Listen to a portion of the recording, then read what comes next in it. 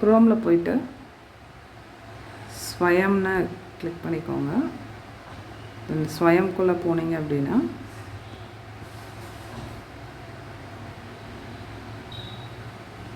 ஸ்வயம்குள்ளே போனீங்கன்னா இந்த மாதிரி ஒரு பேஜ் ஓப்பன் ஆகும். இதில் பார்த்தீங்கன்னா லெஃப்ட் சைடு கார்னரில் நம்மளோட லாகின் ஐடி இருக்கும். அதில் மை கோர்சஸ் அப்படிங்கிறதுல போய்க்கோங்க. இதில் நீங்கள் எதெல்லாம் ரிஜிஸ்டர் பண்ணியிருக்கீங்களோ அந்த கோர்ஸ்லாம் டிஸ்பிளேயில் தெரியும். இப்போ அண்டர்ஸ்டாண்டிங் டிசிப்ளின் அண்ட் சப்ஜெக்ட் அப்படிங்கிறதுல அசைன்மெண்ட் போட்டாங்க. ஸோ அதை எப்படி சப்மிட் பண்ணலாங்கிறத பார்க்கலாம். இல்லை கோ டு கோர்ஸ் அப்படிங்கிற ஆப்ஷனை கிளிக் பண்ணிக்கோங்க.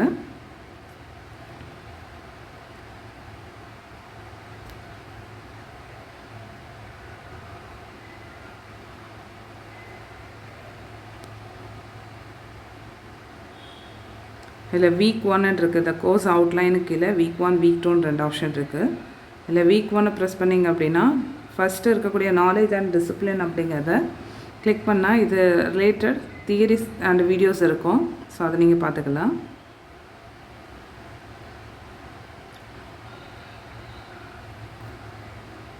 ஸோ இதில் பார்த்தீங்கன்னா தியரிட்டிக்கலாக இருக்குது. ஸோ இதை ஃபுல்லாக நீங்கள் படிச்சுட்டு அதுக்கப்புறமா போய் அசைன்மெண்ட் சப்மிட் பண்ணிங்க அப்படின்னா கொஞ்சம் பெட்டராக இருக்கும்.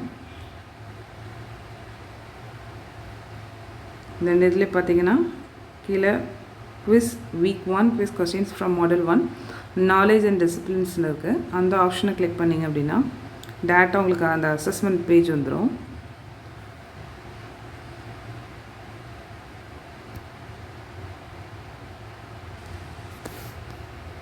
ஸோ இதில் பார்த்தீங்கன்னா வீக் 1 குவிஸ்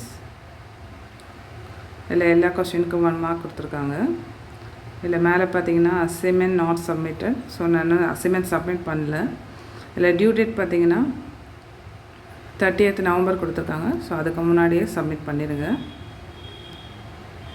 வீக்லி ஒன்ஸ் வந்து அசைன்மெண்ட் அப்லோட் பண்ணிகிட்ருப்பாங்க. எல்லா அசைன்மெண்ட்டும் சப்மிட் பண்ணிவிட்டு இப்போ சப்மிட் பண்ணிட்டீங்க அப்படின்னா சப்மிட் ஆன்சர்ஸுங்கிறத கிளிக் பண்ணிங்கன்னா சப்மிட் ஆகிடும். நான் எந்த கொஷினுக்குமே ஆன்சர் கிளிக் பண்ணல அப்படிங்கிறனால அட்லீஸ்ட் ஒரு கொஷினாவது ஆன்சர் கிளிக் பண்ணால் தான் சப்மிட் பண்ண முடியும்னு ஆப்ஷன் காமிக்குது. ஸோ எல்லா கொஷினுக்கும் ஆன்சர் பண்ணிவிட்டு சப்மிட் கொடுங்க. இப்போ இந்த அசைன்மெண்ட்டில் நான் சப்மிட் பண்ண போகிறேன்.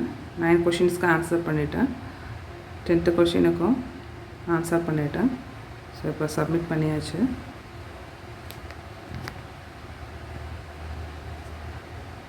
ஸோ சப்மிட் பண்ணதும் இவர் ஆன்சர்ஸும் சக்ஸஸ்ஃபுல்லி சப்மிட்டட்னு காமிக்கும்.